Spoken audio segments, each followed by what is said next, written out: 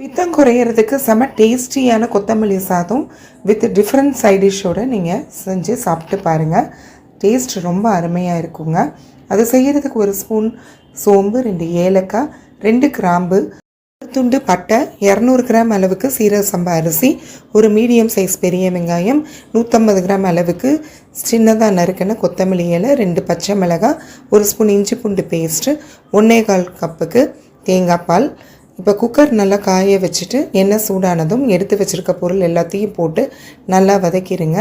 இப்போ தேங்காய் பால் அதில் ஊற்றிடுங்க. அதே அளவுக்கு தண்ணி, அதாவது நம்ம எடுத்துருக்க சீரக சம்பா அரிசிக்கு 2 மடங்கு தேங்காய் பால் மற்றும் தண்ணி ரெண்டும் சேர்த்து 2 மடங்குங்க.